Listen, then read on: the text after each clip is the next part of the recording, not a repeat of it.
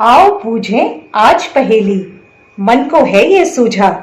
धरती की है चार अवस्थाएं, एक बिना नहीं दूजा। जी हाँ, आज हम आपसे कुछ प्रश्न पूछने वाले हैं। हमेशा की तरह आज भी हम माइंडफुलनेस से अपने सत्र की शुरुआत करेंगे। एक आरामदायक स्थिति में बैठ जाइए और आप कोमलता से अपनी आंखें बंद कर लें।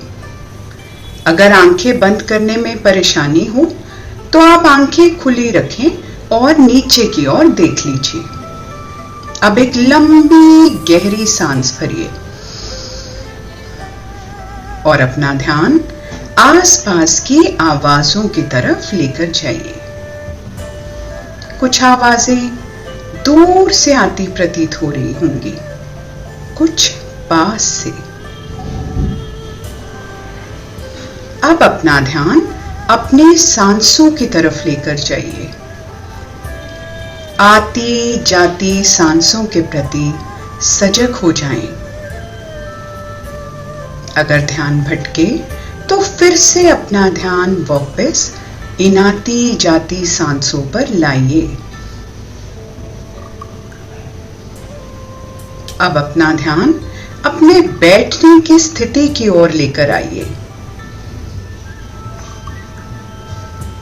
और आप जब भी सहज महसूस करें एक लंबी गहरी सांस लें और अपनी आंखें खोल दीजिए। तो चलिए शुरू करते हैं अपने प्रश्नों का सिलसिला इस सजी धजी व्यवस्था के बारे में। अब आप ये बताएं, कौन सी ऐसी चीजें हैं जो सांस नहीं लेती? अरे भाई, बहुत सारी चीजें हैं जो सांस नहीं लेती हैं।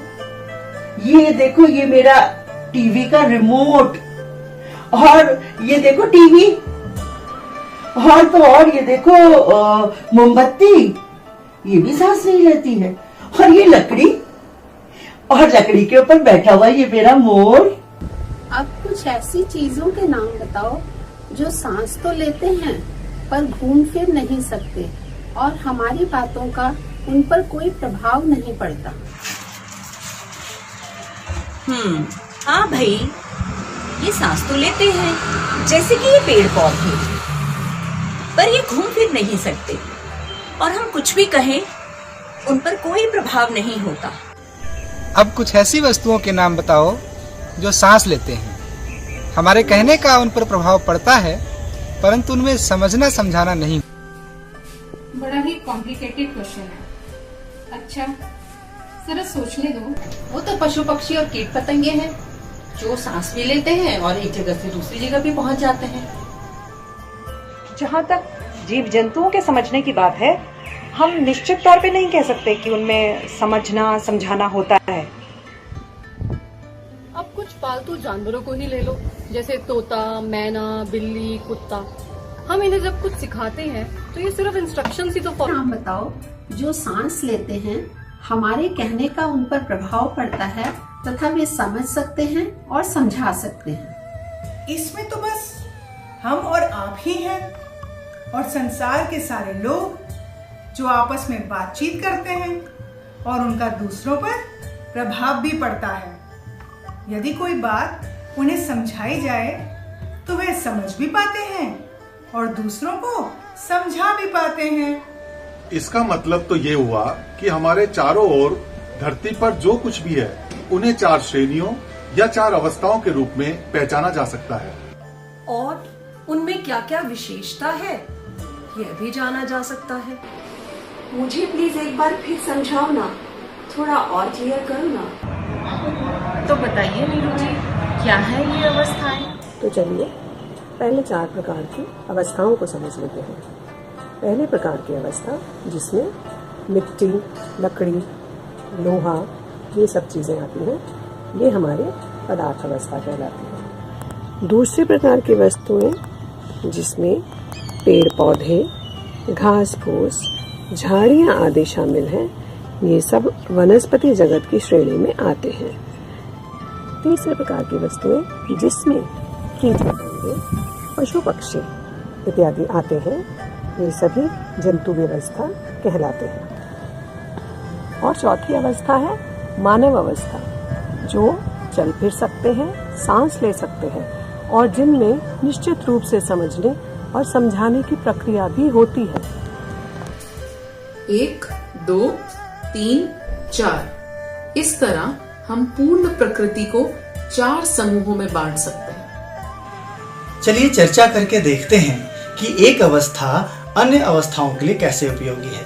तो इसी क्रम में कौन बताएगा कि पदार्थ अवस्था प्राण अवस्था यानी कि वनस्पति जगत के लिए कैसे उपयोगी है।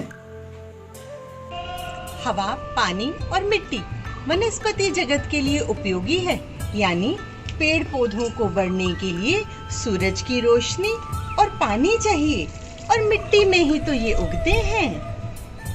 जीव जगत के लिए पदार्थ जगत कैसे उपयोगी है। जीवों, जंतुओं और पक्षियों को भी हवा पानी चाहिए और उन्हें भी जो भोजन मिलता है वह मिट्टी में ही तो उगता है। अब बताओ मानव के लिए पदार्थ जगत का क्या योगदान है। पदार्थ जगत का मानव जीवन में पानी, हवा, मिट्टी सभी पदार्थों का बहुत ही योगदान है। तो अब आप विचार करें, ये जो पदार्थ जगत है, वनस्पति जगत है, प्राणी जगत है, ये सभी एक दूसरे के लिए उपयोगी हैं और परस्पर पूरक है। इतना ही नहीं, इनमें जो ये उपयोगिता और पूरकता है ये सदा सदा एक जैसी बनी रहती है। काश मनुष्य भी दूसरे मनुष्यों के साथ और शेष प्रकृति के साथ परस्पर पूरक हो जाए, उपयोगी हो जाए, ऐसी समझदारी उसमें आ जाए तो धरती तो पहले से सजी हुई है, ये और अच्छी सज जाएगी। आगे मिलेंगे इसी पर और बात करने के लिए अगले वीडियो में।